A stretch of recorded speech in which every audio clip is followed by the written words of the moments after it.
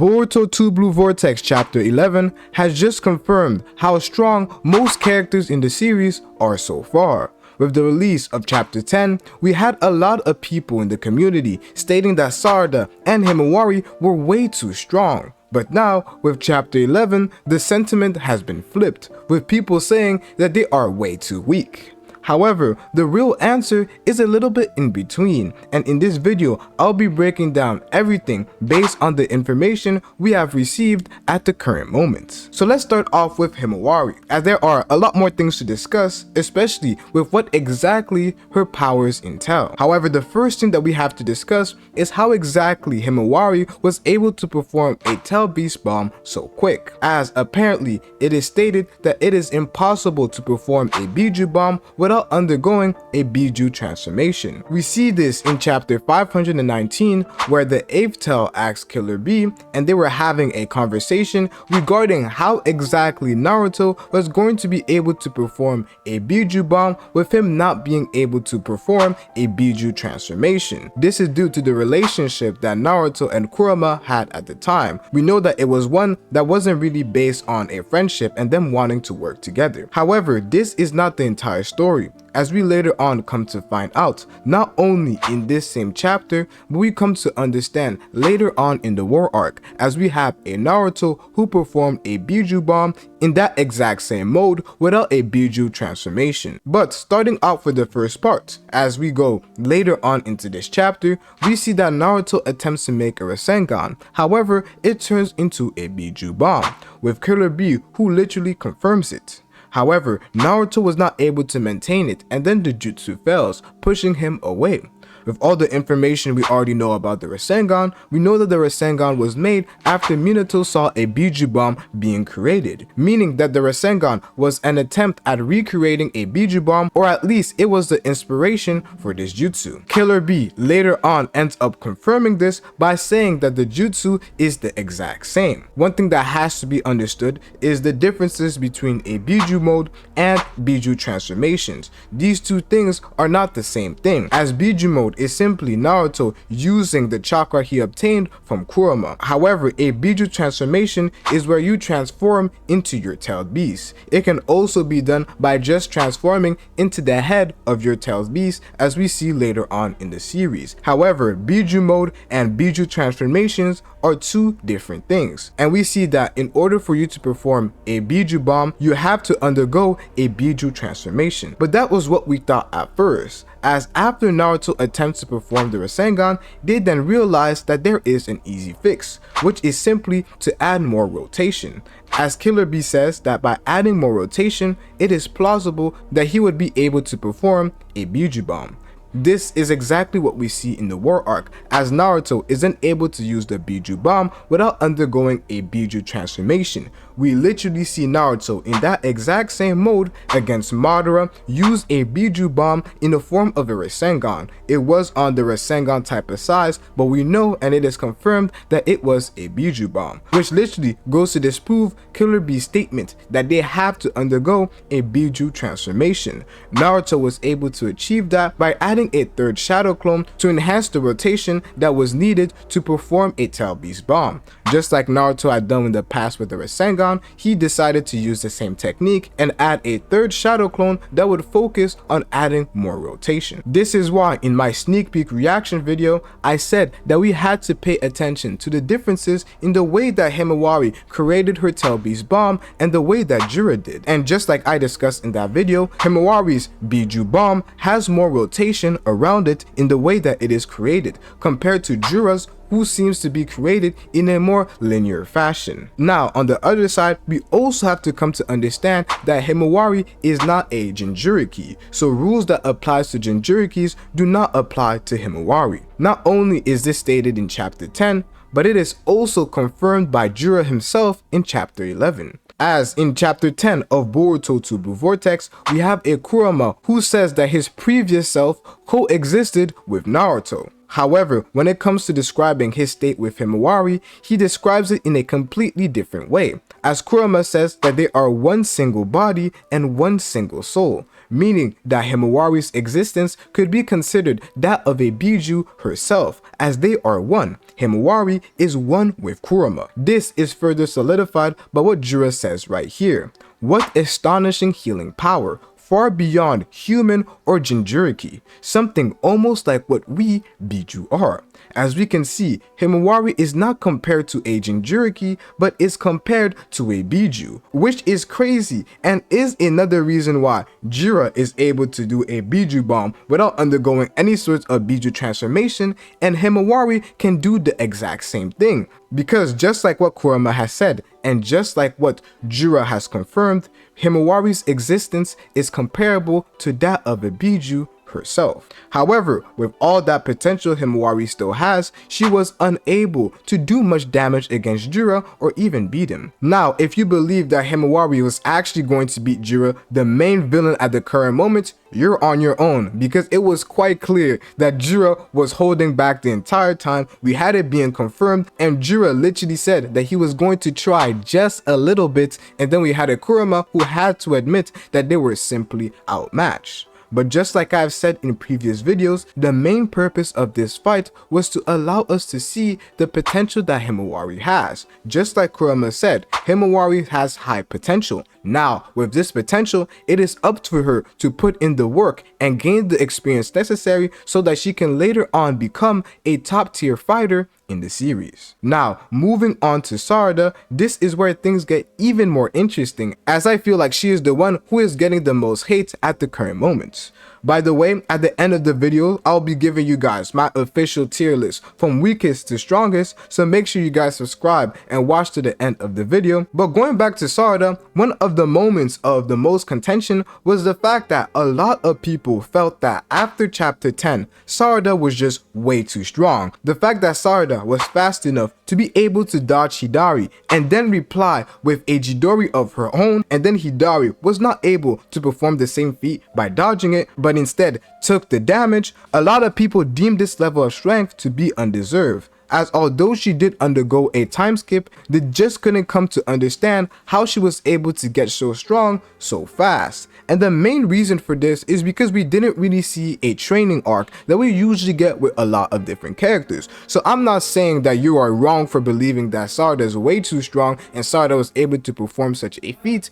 but there has to be a level of caution, as there are a few things about that scene that we had to take in mind. And the most important fact about all of this is the fact that Hidari performed the Jidori without having the Sharingan, but instead with the Rinnegan. As we have learned, and it has been told to us multiple times, in order for one to be able to master and perform the Jidori without any drawbacks, that person is required to have the Sharingan, as the Jidori leaves the user open to counterattacks due to the high boost in speed, causing the user to experience a tunnel vision state of being. This is what we literally see Hidari confirm in that same chapter, as for some odd reason, a lot of people assume that the Rinnegan has the same abilities as the Sharingan, as it is the evolved version of the Sharingan, but that simply isn't the case. Just like we have seen with various characters like Kakashi, when he lost his Sharingan, he then understood that he had to use a different ability when it came to his Jidori. He no longer used the Jidori and then decided to create the Purple Lightning. In this chapter, we have a Hidari who comes to understand that very fact, as it is literally stated in this chapter, with Hidari saying, "Jidori, is that what the attack I used is called? I wonder why it is so hard to control, but it seems like eyes like yours are needed to master it." This is quote by quote what Hidari says, and it confirms the main reason why Sarada was able to counter and dodge Hidari's Jidori and then hit him with one of her own, because in that state Hidari was experiencing tunnel vision, and then Sarada, who had the Sharingan which was necessary to react to these quick type of movements, she had it active, thus she was able to dodge Hidari's Jidori with ease and then reply with one of her own, because Hidari was left open at that current state of time. With that happening at the time, a lot of people were quite surprised by Sarada, as all of this was performed in her third Tomoe state. And in one of my previous videos, I told us to be a bit cautious in the fact that Sarada was able to do something like this because of that very fact that Hidari had the Rinnegan, and this is confirmed in this chapter. So now that we have Sarada being put back at a more reasonable level, a level that makes sense with the time skip performance that she has, now we have people complaining that Sarada is too weak. We later on do see feats from Hidari from the performance that he is able to perform in this chapter, as later on in the chapter we see a Hidari who shows more of his power. Just like the title entails, Hidari is easily able to dodge and counter all of the moves that are thrown at him, and he also counters with moves of his own, using the fire style and using some lightning abilities versus characters like Sumire and Sarada herself. Compared to Jira, Hidari uses the claw marks a lot more, and if you pay attention to Jira, you would see that he mainly focuses on using Tail Beast Bomb, Wood Style, compared to Hidari, who mainly uses the claw marks alongside Sasuke's abilities like Lightning and Fire Style. This makes it extremely hard for people in groups to fight him, as he is the perfect ambush type of fighter, as he is able to zap to various locations with ease using his claw marks. A lot of people were getting mad at Sarada for easily falling down the tricks that Hidari was using, but how is she not supposed to fall for those tricks? Because she doesn't understand how the claw marks work. She never fought Code, meaning that she doesn't know how Code uses the claw marks, but another fact is that this is a completely new character. The fact that he has the claw marks is something that Sarada wouldn't associate with Code, as these are two different characters. So although this does show some inexperience from Sarada, which I perfectly do agree, is it bad writing that she doesn't know how the claw marks work? Not really, because not only is this an ability for somebody else, but also Sarada never fought Code for her to truly understand how the claw marks work. The problem with most people is that they assume that because they know something, everybody else in the series is also supposed to know this. But this is not the case, and I really like chapter 11 due to the fact that it has restabilized and has given a lot more order to the power scaling in Boruto, and I believe that a lot of people are just complaining for no reason, saying that various characters are too strong, but you have to take it with a little bit more context and come to understand that you simply have to wait for enough information to come up with such a radical point of view. A lot of people also mentioned that Sarada is not using her Mangekyo Sharingan, which is something that is quite interesting, and it really makes me think that Sarada may not be aware of the fact that she has the Mangekyo Sharingan, because whenever she is fighting, she activates her third Tomoe Sharingan to fight versus various characters. Nobody really told her that, oh shoot, you awakened the Mangekyo Sharingan, Sasuke saw that and just left to go and save Boruto. So maybe it is the fact that we could see a reawakening of some sort of the Mangekyo Sharingan, or maybe Sarada does know and she is not using it at the current moment because she didn't deem Hidari to be that big of a threat, as she was literally, according to herself, able to land a lethal blow on Hidari, and thus, due to her inexperience, could have underestimated Hidari to a certain point. That could be the case. However, let's get to my own personal and official Dynasty ranking for all the characters that we have seen so far in the time skip, and you may disagree with some of the things that you do end up hearing. However, this is just my opinion based on everything that we have seen so far. So the weakest person that we have right now, but I'm really not going to include people like the guys in Team 10 and stuff like that. I'm just going to focus on some of the main characters that we've seen. And I'm just going to start by putting Sumire at last. Although she has shown a lot of cool things with her IQ, she hasn't really shown anything combat wise, so I'm just going to keep her at last. We have Konohamaru, who is next, who was able to react to Hidari's Chidori just barely and was able to transform his Rasengan into a Vortex Brigade, so I'll give him that. And Konohamaru will be somebody who will have to end up fighting Moegi, so I really have to include him. We could see Konohamaru coming back and taking dubs. Then this next one is going to be a bit controversial, but I'm going to put Sarada. This is a bit controversial in my opinion, however Sarada just has to be there, simply due to the fact that we haven't seen her use the Mangekyo Sharingan, and with just her 3 Tomoe Sharingan, she hasn't displayed feats that I think would put her above the next few characters that I have above her. And you might be crazy and you might say I'm reaching here, but Himawari definitely has displayed a lot more power. I can't put it too high just yet. Low key, some might say that I should put her above Kawaki due to her simply showing a little bit more against Jira, but I'm gonna be patient with this one and not go too crazy. The Kawaki slander, everybody's slandering Kawaki, but I'm investing while the stocks are low. I'm putting my money on Kawaki. Now when everybody comes back and he's tough, now nobody can say I was switching up. However, the next one has to be Kawaki, and Kawaki, yeah, we just have to see him in his version 2 karma stage. Maybe things will look different when we see him in his version 2 karma state. Maybe I will have to bump him a little higher, but with what we're currently seeing from Kawaki, it's been a little lackluster. That's all I can say. The next one is Mitsuki. This might surprise you guys, but Mitsuki has just had some of the best feats that we have seen at the current moment. Going toe to toe with Boruto, although he did lose to Boruto, Boruto had a harder time beating Mitsuki compared to Kawaki. So I have to put Mitsuki above Kawaki in my own personal regard, and we have a few more statements that do back this up. The fact that Mitsuki challenged Boruto and didn't want to allow Kawaki to fight Boruto because he might have not thought that Kawaki could handle it, because Boruto was easily able to dispatch of Code. So because of this, I also have to put Mitsuki above Kawaki.